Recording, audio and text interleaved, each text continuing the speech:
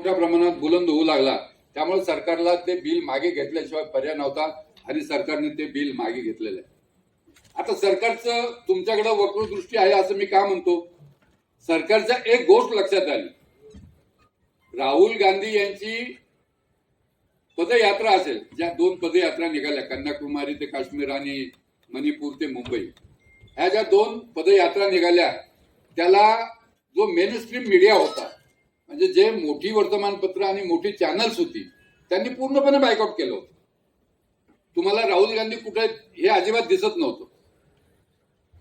ते जे दिसत होतं ते तुमच्या माझ्यासारखे जे युट्यूब चॅनल चालवणारे होते, किंवा आज जे मगाशी सकाळी 4 PM असेल किंवा रवीश कुमार त्यांचं चॅनल असेल किंवा आणखी जे मोठी चॅनल्स जे युट्यूब चॅनल्स होती त्यांच्या माध्यमातून आपल्याला ते कळत होतं की आज राहुल गांधी कुठे आहे. आणि हे सरकारच्या लक्षात आलं. आणि दुसरी गोष्ट अशी झाली की लोकसभेच्या निवडणुकीमध्ये सरकारी विरोधी जनमत तयार करण्याचं काम देशामध्ये तुमच्या माझ्यासारख्या युट्यूब चॅनल्सनी केलं आणि त्याची धास्ती सरकारने घेतली. आणि त्यावेळेस सरकारला असं वाटलं की हे सगळं आवाक्याच्या बाहेर जाणार आहे आणि हे आपण अडचणीत येणारा सगळा विषय, त्यामुळे सरकारने हे ब्रॉडकास्ट बिल आणलं होतं. आता ते मागे घेतल्यानंतर मग आता काय करायचं, बिल तर मागे घेतलं परंतु तुमच्यावर काहीतरी कंट्रोल असला पाहिजे. मग आपण सगळ्यांनी वाचल्या असतील बातम्या, युपी सरकारनं काय केलेलं आहे, उत्तर प्रदेश सरकारनं, जे सबस्क्रायबर ज्यांच्याकडे लाखामध्ये सबस्क्रायबर आहेत, 1 लाख तुमचा सबस्क्रायबर असतील तर त्याला 7 लाख रुपये दर महिन्याला युपी सरकार देणार आहे.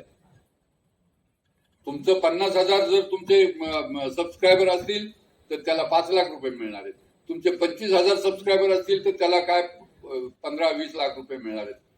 म्हणजे मोठा मीडिया तुम्ही विकत घेतलेलाच आहे ऑलरेडी, तो भांडवलदाराच्या माध्यमातून त्याच्यावर तुम्ही ताबा मिळवलेलाच आहे. परंतु तुमच्या माझ्यासारखे जी युट्यूब चॅनल चालवणारे किंवा छोटी वर्तमानपत्र आहेत त्यांना देखील अशा प्रकारची लालूच दाखवून किंवा लालच देऊन त्यांना देखील विकत घेण्याची भूमिका युपी सरकारने घेतलेली. त्याला देखील देशामध्ये पहिला मी आहे त्याला विरोध केला. अशा पद्धतीनं तुम्ही आम्हाला विकत घेऊ शकत नाहीत. मगाशी शर्मांनी सांगितलं की दोन गोष्टी आहेत आपल्याकडं, एक धमकी आहे आणि एक तुम्हाला विकत घ्यायचा प्रयत्न आहे. ते तुम्हाला ठरवायचंय की तुम्हाला धमकीला घाबरायचंय का तुम्हाला स्वतःचं सत्व विकायचंय. आपण त्या गोष्टीला देखील विरोध केलाय. सर, आम्ही भूमिका मांडलेली आहे, युट्यूब चॅनल तर चालले पाहिजे, परंतु सरकारने अशा पद्धतीची लालूच दाखवून किंवा लालच देऊन किंवा अशा पद्धतीचे पैसे देऊन जर तुम्ही आम्ही जे सांगू किंवा सरकारची जी काही भूमिका असेल तीच फक्त मांडली पाहिजे, अशी जर तुम्ही आमच्यावर जबरदस्ती करणार असाल तर आम्हाला ते पैसे नको.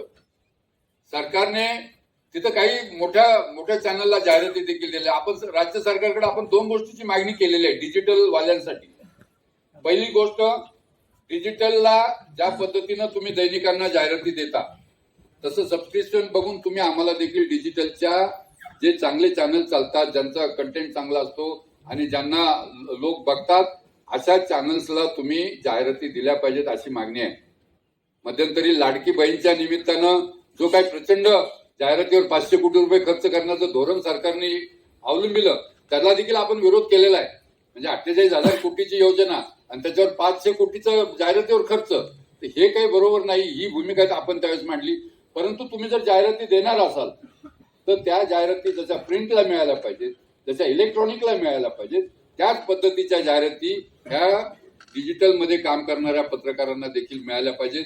आणि आपल्या ह्या मागणीनंतर महाराष्ट्रामध्ये काही संख्या थोडी असेल परंतु काही डिजिटल प्लॅटफॉर्मला त्यांनी अशा पद्धतीच्या जाहिराती सुरू केलेल्या आहेत. परंतु एक कंडिशन आहे, तुम्ही आम्हाला जाहिरात दिली म्हणजे तुम्ही आम्हाला विकत घेतलेलं नाही. हे धोरण हे देखील आपण सरकारला त्याच वेळेस ठणकावून सांगितलं. पत्रामध्ये देखील आपण तो उल्लेख केलेला आहे की तुम्ही आम्हाला जाहिराती देणं हे तुमचं कर्तव्य आहे, ती जाहिरात मागणं हा आमचा हक्क आहे. परंतु याचा अर्थ असा नाही की आम्ही सगळे सरकारला मिंदे झालो किंवा सरकारला शरण आलेलो आहे. आम्ही आमच्या पद्धतीची ही पत्रकारिता यापुढे देखील चालू ठेवणार आहोत. आणि त्यानंतर मग ही सगळी जाहिराती सुरू झालेल्या आहेत. हे डिजिटल वाल्यांची आणखी एक मागणी आहे. म्हणजे सातत्याने मी जिथं जातो तिथे ती मागणी केलेली जाते की डिजिटलच्या पत्रकारांना अधिस्वीकृती मिळाली पाहिजे. आम्ही देखील त्या भूमिकेचे आहोत. अधिस्वीकृती सरकार आपल्याला देते म्हणजे फार काही अगदी मोठं काही देते अशातली गोष्ट नाही. अधिस्वीकृतीला आहे अर्थ काय? अधिस्वीकृतीला फक्त तुम्हाला एसटीने प्रवास फुकट करता येतो, मोफत करता येतो, याशिवाय त्या अधिस्वीकृतीला काही अर्थ नाही. मी आणि पाबळे राज्य समितीवर आता काम करतो, अधिस्वीकृती समितीच्या. तिथं देखील आम्ही ह्या सगळ्या प्रश्नांसाठी सातत्याने भांडत असतो.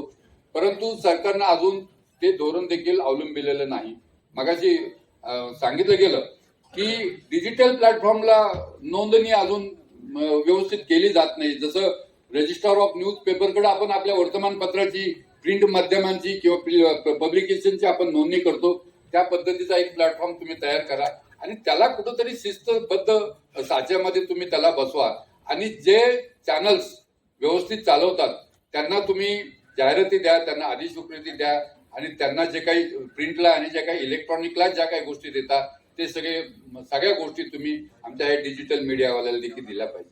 अशी भूमिका घेऊन आपण महाराष्ट्रामध्ये काम करतो. आणि यापुढे देखील ह्या संघटनेचा उपयोग काय तर तुम्हाला सांगतो, ह्या सगळ्या प्रश्नांसाठी मला स्वतःला असं वाटतं की आणीबाणी असेल किंवा त्यानंतरचे जे जे काही विषय असतील, छोटी वर्तमानपत्र, जिल्हा वर्तमानपत्र असतील, छोटी वर्तमानपत्र असतील, साप्ताहिक असतील, यांनी जी भूमिका वठवलेली आहे, मला माहित आहे की अनेक जिल्हा वर्तमानपत्राचे संपादक त्या काळामध्ये सक्रिय चळवळीमध्ये असायचे. म्हणजे मी स्वतः ज्यावेळेस संपादक होतो त्यावेळेस मी अनेक चळवळी रायगडचे मित्र आमच्या इथं अनेक जण आहेत, आम्ही स्वतः त्या चळवळीमध्ये उतरायचो आणि त्या चळवळी पुढे न्यायचो. तर राज्य पातळीवरची जी मोठी वर्तमानपत्र आहेत त्यापेक्षा स्थानिक जिल्हा पेपर असतील, छोटी दैनिक असतील, यांची भूमिका ही त्या त्या विभागापुरती का असते ना, एक आपुलकीची, सहानुभूतीची असते ना. आपल्या भागाचा विकास झाला पाहिजे, आपल्या भागातले प्रश्न सुटले पाहिजेत, आपल्या भागातल्या लोकांच्या समस्या संपल्या पाहिजेत, ही भूमिका घेऊन ते काम करतात. मला असं वाटतं की तो रोल आज तुम्ही सगळे पार पाडताय आणि तुम्ही ही भूमिका घेऊन काम करताय. मी बघतोय, अनेक चॅनल बघतोय, अनेक गावामध्ये पाण्याच्या टंचाईचे प्रश्न आहेत, कुठं रस्त्यावरच्या खड्ड्याचे प्रश्न आहेत, आमच्या मुंबई गोवा महामार्गासारखे जे विषय आहेत ते सातत्यानं युट्यूब चॅनल्सवाले लावून काढतात, जे मोठ्या चॅनलवर तुम्हाला दिसणार नाही. असे जे छोटे छोटे विषय आहेत, आमच्या माजलगावचा प्रश्न असेल, आमच्या पाथरीचा प्रश्न असेल, आमच्या धुळ्याचा प्रश्न असेल, त्या भागातले प्रश्न, लोकांच्या जिव्हाळ्याचे प्रश्न, सर्वसामान्यांशी निगडीत प्रश्न हे आपण मोठ्या भागाने मांडता. त्यामुळे मला असं वाटतं की हा जो माध्यम आहे, हे जो मीडिया आहे, त्याला पुढच्या काळामध्ये अधिक व्यापकता येणार आहे आणि अधिक त्याला लोकांची मान्यता देखील मिळणार आहे. परंतु मगाशी आंबेकरांनी सांगितल्याप्रमाणे की आपल्याला आपल्यामध्ये बदल करत बसावं लागणार आहे. मी आपल्याला एका गोष्टीची जाणीव करून देऊ इच्छितो की मराठी पत्रकार परिषदेने जेव्हा असं ठरवलं की डिजिटल मीडिया परिषद सुरू करायची, तर मराठी पत्रकार परिषदेच्या अनेक सदस्यांनी, अनेक पदाधिकाऱ्यांनी त्याला विरोध केला. त्यांना असं वाटलं, अनेक जिल्हा अध्यक्ष असतील किंवा जिल्ह्यातले पदाधिकारी असतील, त्यांना असं वाटलं की हे काय आम्हाला स्पर्धक निर्माण करतायत. हे स्पर्धक नाहीत, हे एकमेकांना पूरक आहेत. म्हणजे डिजिटल आणि प्रिंट अशी काही स्पर्धा लावण्याचा मराठी पत्रकार परिषदेचा प्रयत्न नाही. परंतु तुम्ही जर काळानुरूपात बदलला नाहीत तर तुम्ही मागे पडाल, तुम्ही नामशेष होऊ शकाल. त्यामुळं जे मी सगळ्या ठिकाणी सांगतो की ज्यांच्याकडे स्वतःचे साप्ताहिक आहेत, ज्यांच्याकडे छोटी वर्तमानपत्र आहेत, त्यांना पुढं भवितव्य नाही, त्यांना पुढचं फ्युचर नाही, हे लक्षात घेऊन साप्ताहिकवाल्यांनी देखील स्वतःचं युट्यूब चॅनल सुरू केलं पाहिजे, स्वतःचं पोर्टल सुरू केलं पाहिजे, जिल्हा पेपरने ते सुरू केलं पाहिजे, तालुका पेपरने ते सुरू केलं पाहिजे. आता प्रिंटचा जमाना संपत आलेला आहे. मी तर स्वतः असं म्हणेल, मी गेली 15 दिवस झालं कुठलंही सॅटेलाइट चॅनल पाहिलेलं नाही. म्हणजे इलेक्ट्रॉनिक समोर देखील डिजिटल माध्यमाने आव्हान निर्माण केलेलं आहे. म्हणजे सगळ्या चॅनल, मोठ्या सॅटेलाइट चॅनलची स्वतःची युट्यूब चॅनल आहे, सगळ्या मोठ्या वर्तमानपत्राची स्वतःची युट्यूब चॅनल्स आहे. हे गोष्ट लक्षात घ्या की मी चालता जगामध्ये काय चाललंय हे मला जर दुसऱ्या मिनिटाला कळणार असेल तर माझं साप्ताहिक असं आहे, माझं छोटं दैनिक असं आहे, ते जर आपण कुरवाळीत बसलो तर मला असं वाटतं की तुम्ही स्पर्धेमध्ये टिकणार नाही आणि तुम्हाला पुढचं फ्युचर असणार नाही. म्हणून मला ज्या लोकांनी, आमच्या पदाधिकाऱ्यांनी विरोध केला त्यांना माझं सांगणे, अजूनही विरोध करतायत, त्यांना माझं सांगणे, बाबांनो तुम्हाला काळानुरूप बदलावं लागेल. तुम्ही स्वतः पुरता विचार करून जर तुम्ही संघटनेला विरोध करत असाल तर हे काही थांबणार नाही.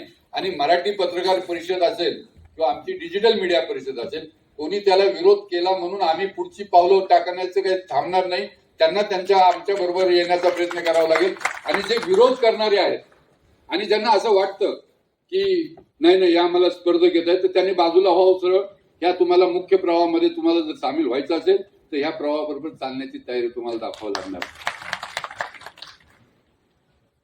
हे सगळं सांगत असताना आणखी एका गोष्टीकडे आपल्याला लक्ष मी इच्छितो की आपण डिजिटल मीडिया परिषद आपण स्थापन केलेली आहे, परंतु गेले 3-4 वर्ष त्याला व्यवस्थित असा ढाचा आपण तयार करू शकत नव्हतो. महाराष्ट्रामध्ये आता 28 जिल्ह्यांमध्ये डिजिटल मीडिया परिषदेचं अस्तित्व निर्माण झालेलं आहे. म्हणजे अनिल वाघमारे असतील किंवा आमचा सनी असेल, ह्या सगळ्या लोकांनी पुढाकार घेऊन महाराष्ट्राच्या 28 जिल्ह्यामध्ये शाखा निर्माण केलेल्या आहेत, तिथं आपले प्रतिनिधी निर्माण केलेले आहेत आणि तालुका पातळीपर्यंत पोहोचण्याचा आमचा, जशी मराठी पत्रकार परिषदेची रचना आहे, राज्य, जिल्हा आणि तालुका, त्या पद्धतीची रचना आपण महाराष्ट्र पातळीवर डिजिटलची देखील करतो आहोत. आणि डिजिटल आपला एक आणखी फायदा असा आहे की तुमचे प्रश्न ज्यावेळेस आम्ही मांडत राहू किंवा मांडू किंवा सरकारला तुमचे प्रश्न घेऊन ज्यावेळेस भांडू, त्यावेळेस तुम्हाला मराठी पत्रकार परिषदेच्या 10,000 सदस्यांचं पाठबळ तुम्हाला मिळणार आहे.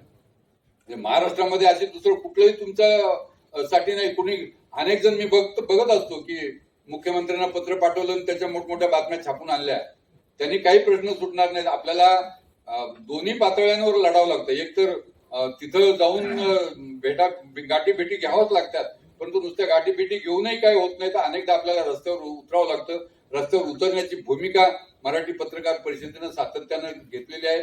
महाराष्ट्रामध्ये जेव्हा पत्रकारांवर हल्ले झाले, ज्यावेळेस पत्रकारांचे खून झाले, जेव्हा पत्रकारांवर अन्याय झाला किंवा चौथा स्तंभाचा आवाज बंद करण्याचा प्रयत्न झाला, तेव्हा मराठी पत्रकार परिषद ही पूर्ण ताकदीनिशी रस्त्यावर उतरली. आणि केवळ आम्ही असंच रस्त्यावर उतरतो एवढंच नाही, तर जेव्हा जे पत्रकार अडचणीत आले, म्हणजे हे मुद्दाम तुम्हाला याच्यासाठी सांगतो की तुम्ही परिषदेच्या प्रवाहाबरोबर का राहिलं पाहिजे हे तुम्हाला कळावं, यासाठी मी सांगतोय की ज्या वेळेस पत्रकार अडचणीत आले, मग कुणी आजारी पडला असेल, कोणाच्या घरामध्ये मृत्यू झाला असेल, तर कोणाला आणखी काही अडचणी आल्या असतील, कोणाला अपघात झाला असेल, तर अशा वेळेस मराठी पत्रकार परिषद ही सातत्यानं धावून गेलेली आहे. आणि माझ्याकडे आकडेवारी आहे, कोणाला त्याची, म्हणजे मी फक्त माईक समोर उभा राहून काहीतरी सांगतोय असं जर कोणाला वाटत असेल तर त्यांनी मला भेटावं, मी त्यांना आकडेवारी सह देऊ शकतो. गेल्या 4 वर्षामध्ये 80 लाख रुपयाचं वाटप आपण महाराष्ट्रातल्या पत्रकारांना केलेलं आहे. देशातली अशी कुठली संघटना नाही आहे, आपण अडचणीत आलो की आपण कायम सरकारच्या नावाने बोंब मारतो की सरकार आमच्यासाठी काही करत नाही, सरकार आमच्यासाठी काही करत नाही. नाही करत सरकार तुमच्यासाठी काही, परंतु मला असं म्हणायचं की आपण आपल्यासाठी काय करतो. आता इतके दिवस आपणही आपल्यासाठी काही करत नव्हतो, परंतु हे ज्यावेळेस आमच्या लक्षात आलं त्यावेळेस आम्ही असं ठरवलं की नाही, सरकारच्या नावाने ओरडत बसण्यामध्ये काही अर्थ नाही, सरकार काही करणार नाही. सरकार आमच्या अंबाजोगाईचे पत्रकार आहेत, तिथं अंबाजोगाईचे पत्रकार वाढले, परळीमध्ये ते काम करत होते, मराठवाडा प्रशांत जोशी, तर त्यांचं ज्यावेळेस निधन झालं त्यावेळेस मी स्वतः जाऊन एक थोडी मदत त्यांच्या घरी जाऊन केली, परंतु त्यांना मदत मिळावी सरकारच्या कोट्यातून. ते अधिसूचित धारक पत्रकार होते, तुम्हाला कल्पना नाही. सातत्यानं पाठपुरावा केल्यानंतर सरकारचे 1 लाख रुपये याला 1 वर्ष गेलं. म्हणजे त्यांचं परवा वर्ष श्राद्ध झालं आणि त्या दरम्यान त्यांच्या पत्नीला 1 लाख रुपये मिळाले. तर तुम्ही सातत्यानं सरकारच्या मदतीवर, सरकार काहीतरी करेल ह्या भूमिकेवर जर अवलंबून राहिलात तर ते काही होणार नाही. आणि आमचे बीडचे देखील अनेक विशाल वगैरे आहेत तिथे, रवी, तर त्यांनी देखील बीडमध्ये एका पत्रकाराला कॅन्सर झाला, त्याचं निधन झालं, त्याला आम्ही 8-9 लाख रुपयाची मदत केली त्याच्या उपचारासाठी. पण ते तेवढ्या पुरतं नाही. आणि त्याचं निधन झाल्यानंतर मला आठवतंय की मी स्वतः तिथं जाऊन त्याच्या पत्नीला 1.5 लाख रुपयाचं आम्ही त्यांना मदत 1.5 लाख रुपयाची मदत केली. मराठी पत्रकार परिषदेनं ही भूमिका सातत्याने घेतलेली आहे. म्हणून आम्ही सांगतो, पाबळे आमचे नेहमी म्हणतात, जिंदगी के साथ भी जिंदगी के बाद भी ही परिषदेची भूमिका कायम राहिलेली गेल्या काही वर्षांमध्ये. आणि म्हणून तुम्ही संघटना निघतील, संघटना वाढतील, आणखी वेगवेगळी प्रलोभनं तुम्हाला लोक दाखवत राहतील, परंतु एक 86 वर्षाची परंपरा, 86 वर्षाची लढाऊ परंपरा, आणि आमच्या पदाधिकाऱ्यांचा कुठलाही त्याच्यामध्ये स्वार्थ नाही, 5 पैशाचा आमचा कुठला स्वार्थ नाही त्याच्यामध्ये. आणि अशा पद्धतीची भूमिका घेऊन ही संघटना काम करते. म्हणून आपण जास्तीत जास्त संख्येनं जे महाराष्ट्रामध्ये जे काही युट्यूब चॅनल चालणार आहेत, आम्ही आता की आमचे जे काही तरुण पदाधिकारी निवडले जातील ते सगळे पदाधिकारी आपल्यापर्यंत पोहोचतील, आपल्या जिल्ह्यामध्ये पोहोचतील, आपल्या तालुक्यामध्ये पोहोचतील. त्यांना तुम्ही सगळ्यांनी सहकार्य करावं आणि जेवढी आपली संख्या वाढेल, जेवढी आपली ताकद वाढेल, म्हणजे मी सांगतो, मी मागाशी देखील त्यांना सांगितलं की महाराष्ट्रामध्ये माझ्या माहितीप्रमाणे 3,500 युट्यूब चॅनल्स आहेत. 3,500 युट्यूब चॅनल मध्ये किमान 2-2 जरी पत्रकार काम करतात असं आपण गृहीत धरलं की जवळपास 7,000 ते 8,000 पत्रकार ह्या क्षेत्रामध्ये काम करतायत. आणि ही मोठी संख्या आहे. यांना तुम्ही दूर लोटून किंवा बाजूला ठेवून चालणार नाही. आणि हा फोर्स पत्रकारितेचं सत्व राखण्यासाठी, पत्रकारितेचा आवाज बुलंद करण्यासाठीच्या ताकद वाढवण्याचं काम करणार. त्यामुळे ह्या सगळ्या लोकांना आपल्याला संघटित करावं लागेल, त्यांना बरोबर घ्यावं लागेल आणि त्यांना त्यांची ताकद किती महत्वाची आहे हे देखील समजून सांगावं लागेल. त्यासाठी तुम्हा सगळ्या पदाधिकाऱ्यांना काम करायचंय. मराठी पत्रकार परिषदेने जी ही डिजिटल मीडिया परिषद सुरू केलेली आहे, आता आपण युट्यूब चॅनल सुरू करतोय. मी मगाशी सांगितलं की त्याचा अजून फार प्राथमिक अवस्थेमध्ये आहे ते चॅनल. पुण्यामध्ये आम्हाला एक ऑफिस घेऊन त्याचं आपल्याला नीट व्यवस्थित करायचंय. त्या चॅनलच्या माध्यमातून, म्हणजे त्या चॅनलमध्ये तर तुम्ही सगळे रिपोर्टर असणार, पण मगाशी जसं आंबेकरांनी सांगितलं की मराठीच्या MPP न्यूज मध्ये जो काही कंटेंट येईल तो तुम्हा सर्वांसाठी उपलब्ध करून देण्याची आम्ही भूमिका घेतलेली आहे. म्हणजे तुम्हाला ते कॉपीराईटचा याचा त्याचा विषय येणारच नाही. मराठी पत्रकार परिषदेच्या चॅनलवर जे काही दाखवलं जाईल ते तुम्ही उचलून तुमच्या चॅनलवर दाखवू शकाल अशा पद्धतीचे. आणि तुम्ही जे काही तिकडं कंटेंट आमच्याकडे पाठवाल परिषदेच्या चॅनलकडे, ते कंटेंट देखील त्याला, आता समजा एखादा पाथरी तालुका असेल किंवा कुठं तिकडं आमच्या रायगडमध्ये माणगाव तालुका असेल, तळा तालुका असेल, ह्या तालुक्यामधली एखादी घटना जर तुम्हाला असं वाटत असेल की ही घटना आपल्याला राज्य पातळीवर, देश पातळीवर फ्लॅश व्हायला पाहिजे, तर ते तुम्ही आमच्याकडे ते कंटेंट पाठवलं, तो मजकूर पाठवला, ते फोटो पाठवले, व्हिडिओ पाठवले, तर ते राज्य पातळीवर नेऊन त्याच्या विरोधात आवाज उठवण्याची भूमिका ही चॅनलच्या माध्यमातून आपण घेणार आहोत. त्यामुळे हे चॅनल हे जसं मगाशी सांगितलं सहकार परस्पर पूरक हे चॅनल असणार आहे. आणि त्याचा तुम्हाला जसा उपयोग होईल तसा आम्हाला देखील परिषदेला आणि आपली मुवमेंट अधिक वाढवण्यासाठी देखील उपयोग होणार आहे. आणि त्यासाठी अधिक चांगल्या पद्धतीचं सगळं त्याच्यामध्ये तज्ञ स्टाफ वगैरे घेऊन आपल्याला हे चॅनल अधिक चांगल्या पद्धतीने कसं करता येईल यासाठी आपण ही भूमिका घेणार आहोत. मराठी पत्रकार परिषद आणि डिजिटल मीडिया परिषदेची जी काही आपल्याला रचना करायची आहे त्यामध्ये अजून आम्हाला सगळे लोकांशी आमचा संपर्क झाला नाही, परंतु कुठंतरी त्याला शिस्त आली पाहिजे आणि कुठंतरी कोणावर तरी आपल्याला जबाबदारी फिक्स करता आली पाहिजे. ही भूमिका घेऊन आपण आता काही एक 3-4 पदाधिकारी आपण प्राथमिक अवस्थेमध्ये आपण नियुक्त करत आहोत. पुढच्या काळामध्ये येत्या ह्या सगळ्या हे जे काही पदाधिकारी निवडले जातील त्या पदाधिकाऱ्यांनी पुढच्या काळामध्ये त्या भागामध्ये जाऊन ही संघटना अधिक रुजेल आणि अधिक व्यापक पद्धतीने डिजिटल मीडियाचं काम सुरू होईल या दृष्टीने ते करावं. आणि पुढची जी काही कार्यकारिणी आहे, विस्तारित कार्यकारिणी, ते त्यांनी 1 महिन्याच्या आत ती जे काही पदाधिकारी ठरतील त्यांनी 1 महिन्याच्या आत पूर्ण विस्तारित कार्यकारिणी ती तयार करावी अशी माझी त्यांच्याकडून अपेक्षा आहे. मी अनिल वाघमारे हे आपले कार्याध्यक्ष म्हणून आता काम करत होते आतापर्यंत, परंतु त्यांना अधिकृत मान्यता आपण दिलेली नव्हती. त्यांना नुसतं सांगितलं होतं की तुम्ही काम बघा. तर त्यांना आता अधिकृतपणे राज्य शाखेचे अध्यक्ष म्हणून अनिल वाघमारे यांची आपण इथे निवड करत आहोत. अनिल वाघमारे हे छोट्या गावामध्ये काम करतात, बीड जिल्ह्यामध्ये ते काम करतात आणि मी बीडचा आहे, ते बीडचे आहेत म्हणून त्यांना अध्यक्ष करत नाही, हे कृपया लक्षात ठेवा. मी असा पक्षपात भेदभाव कधी करत नाही. त्यांचं काम आपण गेले अनेक वर्ष बघताय की मराठी पत्रकार परिषदेच्या माध्यमातून ते सक्रिय आहेत. महाराष्ट्रामध्ये त्यांचा त्यांचा जनसंपर्क आहे आणि डोंगरचा राजा नावाचं अत्यंत दुर्गम भागामध्ये ते चॅनल चालवतात. स्वतः एक मोठं साप्ताहिक ते चालवतात त्या चॅनल बरोबर आणि एक सक्रिय आणि चांगली प्रतिमा असणारा पत्रकार म्हणून त्यांची बीड जिल्ह्यामध्ये ओळख आहे. त्यामुळे आपण त्यांना राज्याची जबाबदारी त्यांच्यावर सोपवलेली आहे. माझी त्यांच्याकडून अपेक्षा आहे की त्यांनी ह्या सगळं काळामध्ये करावं. मी अनिल वाघमारेंचं आपल्या सगळ्यांच्या वतीनं मनपूर्वक अभिनंदन करतो. सनी उर्फ संतोष शिंदे हे आतापर्यंत उपाध्यक्ष म्हणून काम करत होते. ह्या दोघांचंही मी कौतुक यासाठी करेल की दोघे तरुण आहेत आणि दोघांनी आज जे तुम्ही इथे इथपर्यंत पोहोचलात त्याच्यामध्ये या दोघांची भूमिका फार महत्वाची राहिलेली आहे.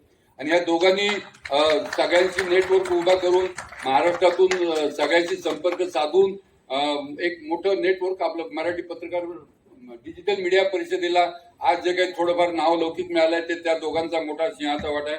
त्यामुळं सनी शिंदे यांना आपण कार्याध्यक्ष म्हणून त्यांच्याकडे महाराष्ट्राची राज्य शाखेची जबाबदारी सोपवत आहेत. मी त्यांचं देखील अभिनंदन करेल. त्यांचं स्वतःचं युट्यूब चॅनल आहे आणि साताऱ्यामध्ये ते चांगल्या पद्धतीनं ते चालवतात.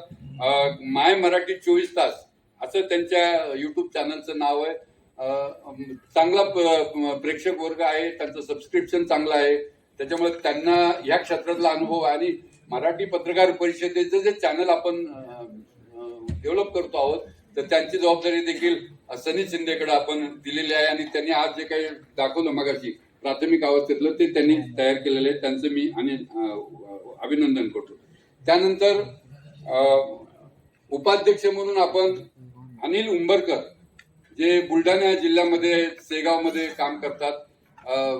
त्यांचं स्वतःच एक पोर्टल आहे आणि त्यांनी देखील विदर्भामध्ये डिजिटल मीडियाची डिजिटल मीडियाची चळवळ विकसित करण्यासाठी त्यांचा मोठा हातभार लागलेला आहे.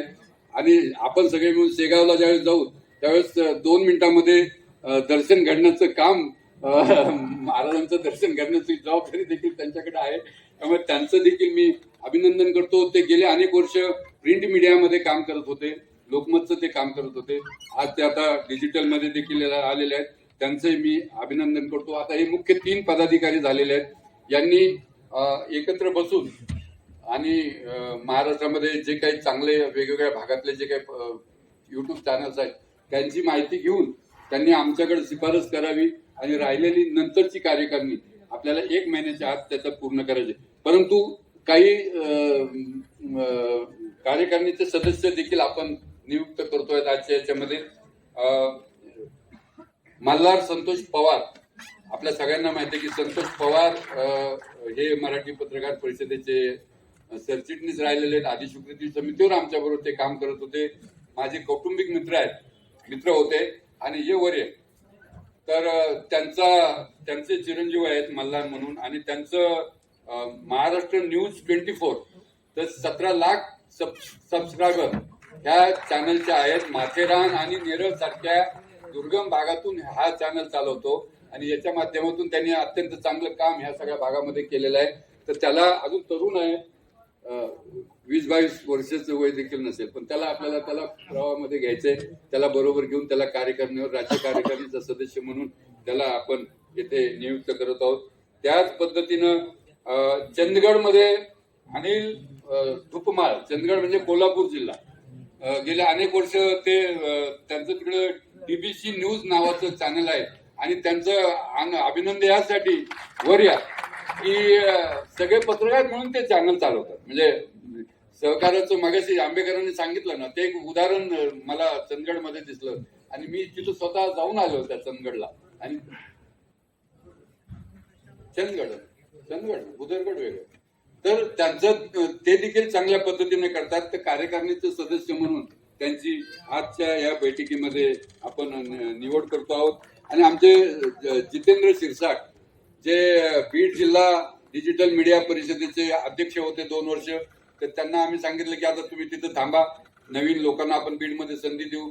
त्यांना देखील आपण राज्य कार्यकारिणीचे सदस्य म्हणून आपण त्यांना घेतोय. म्हणजे मला जितेंद्रचं नेहमी कौतुक यासाठी वाटतं की तुम्ही त्याचं वास्तव नावाचं प्रिंट वास्तव नावाचं एक दैनिक चालवतात. ते सायन दैनिक आहेत मला वाटतं, सायन दैनिक चालवत. त्याचं लेआउट इतकं भन्नाट असतं की ते टाकतो तो कुठून करतो. मी त्याला विचारलं अनेकदा किंवा कोण आर्टिस्ट आहे तुझा एवढं चांगलं लेआउट करतो. अत्यंत चांगल्या पद्धतीचं ग्रामीण भागामध्ये एवढं चांगलं वर्तमानपत्र निघतंय याचं मला निश्चितपणे आनंद आणि कौतुक वाटलं. एक तरुण पत्रकार आहे आणि त्यांनी देखील वास्तव अपडेट नावाचं युट्यूब चॅनल ते चालवतात आणि ते चॅनल देखील तिकडे लोकप्रिय झालेलं आहे. त्यांचंही मी अभिनंदन करतो. त्यांना कार्यकारिणीचे सदस्य म्हणून आपण राज्य कार्यकारिणीवर घेतलेलं आहे. या सर्व मंडळींचं मी मनपूर्वक अभिनंदन करतो. त्यांचा आपण आता हे अध्यक्ष यांचा सत्कार आपण इथे करू, परंतु आपण सगळ्यांनी मदत त्यांना करावी आणि पुढच्या काळामध्ये आपल्या भागामध्ये कोणी चांगलं काम करणार असेल, म्हणजे आपल्या सगळ्यांना माझी विनंती आहे की इथंच आपण थांबणार नाही, याचा विस्तार आपल्याला सगळ्या विभागामध्ये करायचा आहे. आपापल्या विभागामध्ये जर कोणी काम चांगलं करणार असेल तर कृपया त्याची माहिती आमच्याकडे दिली आणि त्यांनी वेळ दिला पाहिजे. मी सांगतो की अनेकदा असं येतं की पदं घेतली जातात, आपण वेळ देत नाही. माझं स्वतःचं म्हणणं असं आहे की मराठी पत्रकार परिषद असेल किंवा डिजिटल मीडिया परिषद असेल, तुम्ही फार वेळ देण्याची गरज नाही. तुम्ही आमच्यासाठी रोज 10 मिनिटं जरी दिले तरी आम्हाला पुरेसे आहे. परंतु अनेकदा असं होतं की पदं घ्यायची आणि आपण लेटर पॅड छापायचे, व्हिजिटिंग कार्ड छापायचे आणि त्या परिषदेच्या आणि त्या संस्थेच्या उपक्रमांमध्ये अजिबात सहभाग घ्यायचा नाही. ही भूमिका नसावी. आपण रोज 10 मिनिट जरी दिले परिषदेच्या कामासाठी तरी मला असं वाटतं की निश्चितपणे हे डिजिटल मीडिया परिषद ही एकमेव महाराष्ट्रामध्ये संघटना अशी ठरेल जी की डिजिटलमध्ये काम करते आहे आणि आपल्या सगळ्यांच्या माध्यमातून आपल्याला जिल्हा पातळी असेल किंवा ग्रामीण पातळीपर्यंत आपल्याला जायचं आहे. आणि महाराष्ट्रामध्ये जे काही युट्यूब चॅनल चालतात, आता तुम्ही सगळ्या जिल्ह्यातून त्या त्या जिल्ह्यातल्या युट्यूब चॅनलचे लिंक मिळवा. त्या जिल्ह्यामध्ये कोण कोण युट्यूब चॅनल चालवत आहे ते सगळं मिळून तुम्ही एक नेटवर्क उभं करण्याचं काम आपण या माध्यमातून करावं अशी मी आपल्याला विनंती करतो, अशी मी आपल्याला आवाहन करतो. संघटना तरुण पत्रकारांच्या हातात गेली पाहिजे. म्हणजे मी अनेकदा सांगतो की माझं वय देखील 65 झालेलं आहे आणि मला देखील कुठंतरी थांबलं पाहिजे. 75 पण मी मोदींसारखी काही वाट बघणार नाही, परंतु हो म्हणजे त्यामुळं म्हणजे आणखी एक गोष्ट सांगायची राहील की आणखी 14 वर्षांनी मराठी पत्रकार परिषद ही 100 वर्षाची होणार. तर 100 वर्षाची परिषद होत असताना आज बघितलं की आपण सगळे तरुण पत्रकार आहेत. आमचा मल्हार 22 वर्षाचा आहे. तर ह्या सगळ्या तरुण पत्रकारांच्या हातामध्ये नेतृत्व गेलं पाहिजे परिषदेचं. ही भूमिका मराठी पत्रकार परिषदेची आहे आणि त्यांनी परिषदेचं नेतृत्व करण्यासाठी देखील आम्ही 25 जणांची टीम वेगळी तयार करतो आहोत की जी म्हणजे 2000 म्हणजे परिषदेला 100 वर्ष होईल त्यावेळेस ती सक्षमपणे त्या संस्थेचं नेतृत्व करू शकेल. मध्यंतरी नितीन गडकरी यांनी मला सांगितलं, ते मी फार डोक्यामध्ये घेतलं. नितीन गडकरी असं म्हणाले की मराठी पत्रकार परिषद ही आता 85 वर्षाची झालेली आहे, परंतु ह्या संस्था मराठी पत्रकार परिषद असेल, मराठी नाट्य परिषद असेल, मराठी साहित्य परिषद असेल, यासारख्या ज्या संस्था आहेत त्या हजारो वर्ष टिकल्या पाहिजेत, जगल्या पाहिजेत. आणि ही जगवण्याची भूमिका, ही जगवण्याची जबाबदारी आपल्या सगळ्यांची आहे. मराठी पत्रकार परिषद असेल किंवा ह्या परिषदांना, ह्या सगळ्या संघटनांना डॅमेज करण्यासाठी, त्यांचे पाय ओढण्यासाठी, त्या मोडकळीस याव्यात यासाठी अनेक पातळ्यांवर प्रयत्न होतात. आपल्यावर देखील वेगवेगळ्या पद्धतीचे हल्ले होत असतात संघटना म्हणून. कोणी कोर्टात जातं, कोणी चॅरिटी कमिशनरकडे जातं, कोणी व्यक्तिगत आम्हाला बदनाम करण्याचा प्रयत्न होतो. मराठी पत्रकार परिषदेचा एखादा कार्यक्रम आहे म्हटलं की फेसबुकवर एस.एम. देशमुख यांच्या विरोधात सातत्यानं बातम्या येत राहतात, आज देखील आलेल्या आहेत. त्यामुळे हे सगळं होत राहणार आहे. परंतु हे सगळं होत असताना ही संस्था म्हणजे तरुण पिढीच्या हातामध्ये गेली पाहिजे, एक स्थित्यंतर झालं पाहिजे, सत्तेचं स्थित्यंतर झालं पाहिजे. ही भूमिका परिषदेची आहे. म्हणून आम्ही येत्या 1-2 महिन्यामध्ये ज्यावेळेस अधिवेशन होईल, आमचं आता नगर जिल्ह्यामध्ये अधिवेशन होत आहे, त्या तत्पूर्वी महाराष्ट्रामध्ये तरुण पत्रकार 25 पत्रकारांची टीम निवडायची आहे आणि त्या टीमच्या हातामध्ये ही सगळी मराठी पत्रकार परिषदेची सूत्र गेली पाहिजेत. ही भूमिका घेऊन आपण काम करणार आहोत. ह्या सगळ्या प्रवाहामध्ये आपण सगळ्यांनी ह्या जुन्या संस्थेच्या पाठीशी राहावं. ही जुनी संस्था कशी वाढेल, ही जुनी झाली म्हणजे म्हातारी झाली असं नाही, ही अजून तरुणच आहे. ही संस्था कशी वाढेल आणि 100 गाठत असताना 100चा हा कार्यक्रम कसा दणक्यामध्ये होईल ह्यासाठी आपण सगळ्यांनी मदत करावी. परिषदेच्या ह्या झेंड्याखाली एकत्र यावं आणि परिषद अधिक बळकट करावी. सरकारवर परिषदेचा अंकुश कसा राहील आणि माध्यम स्वातंत्र्याच्या विरोधामध्ये कुणी जर बोलत असेल, माध्यम स्वातंत्र्याचा आवाज घोटण्याचा कोणी प्रयत्न करत असेल तर त्याच्या विरोधात सक्षमपणे ह्या संघटनेच्या माध्यमातून आपण एकत्र आलं पाहिजे. ही भूमिका घेऊन आपण सगळ्यांनी परिषदेच्या या झेंड्याखाली यावं अशी मी आपल्याकडून अपेक्षा करतो. आपण हा सगळा संदेश घेऊन आपापल्या भागात जावं, आमचं आव्हान लोकांपर्यंत, सगळ्या पत्रकारांपर्यंत पोहोचावं अशी मी आपल्याला विनंती करतो. परत एकदा मी आपल्या सगळ्यांचे आभार मानतो. आज आपल्या कार्यक्रमाला मग ते सकाळी आलेले संजय शर्मा असतील, गायकर सर असतील, रवींद्र आंबेकर असतील, असीम सरोदे असतील, हे सगळी मंडळी आपले मित्र आहेत. त्यांना आम्ही हक्कानं अनेकदा बोलवत असतो. ते सगळे आले, त्यांचं मी मनापासून आभार मानतो. आमचे टीव्ही जेयूचे जे अध्यक्ष आहेत त्यांनी आमचा सत्कार स्वीकारला, त्यांचं आभार मानतो. सकाळी खरं म्हणजे रांगोळी ज्या आमच्या भगिनीनं काढलेली आहे, बाळशास्त्रींचं जांभेकरांचं जे चित्र काढलं, अत्यंत रेखीव काढलं, त्या भगिनींना देखील मी धन्यवाद देतो. पिंपरी चिंचवड तालुका पत्रकार संघ आणि पिंपरी चिंचवड डिजिटल मीडिया त्यांचे सगळे पदाधिकारी यांनाही मी धन्यवाद देतो. खरं म्हणजे कुठलाही कार्यक्रम घ्यायचा असले की थोडी चिडचिड होते, थोडे आदळआपट होते, थोडे रागलोभ होतात. हे सगळं जरी होत असलं तरी ज्यावेळेस कार्यक्रम अंतिमतः यशस्वी होतो त्यावेळेस सगळ्यांना आनंद होत असतो. आणि आज तीच भावना आमची सगळ्यांची आहे. आपण गेले 15 दिवस मी बघतोय, आपण आपला भरपूर वेळ म्हणजे अगदी गणपती असतील, बाकीची सगळी कामं असतील, दैनिक कामं असतील, आपले ही सगळी कामं बाजूला ठेवून आपण हा कार्यक्रम यशस्वी करण्यासाठी प्रयत्न केला आणि आपण त्यात यशस्वी झालात. त्याबद्दल मी सगळ्यां परिषदेच्या वतीनं आपले आभार मानतो आणि आपल्याला मनपूर्वक धन्यवाद देतो. अशीच शक्ती आपली सगळ्यांची परिषदेच्या पाठीशी ठेवा एवढी मी अपेक्षा व्यक्त करतो. आणि जाता जाता मराठी पत्रकार परिषदेचे जे पदाधिकारी आहेत, म्हणजे आमचे पावळे असतील, आमचे राजाभाऊ असतील, केतके असतील, किंवा आमचे नंदूभाऊ असतील, आमचे निवडणूक अधिकारी नाईकवाडे सर असतील, आमचा प्रसिद्धी प्रमुख असेल, तो पण उत्साही आहे, तो तरुण आहे, त्याला सगळं डिजिटल मधली माहिती आहे, तर ते असतील कुलकर्णी, या सगळ्यांचं मी मनापूर्वक अभिनंदन करतो. त्यांना देखील मी धन्यवाद देतो. आणि कोणाचे आभार मानाचे राहिले असतील किंवा ह्या सगळ्या कार्यक्रमामध्ये काही उणीव राहिली असेल तर ही सगळी जबाबदारी माझी आहे असं समजून आपला निरोप देतो. जय हिंद, जय महाराष्ट्र.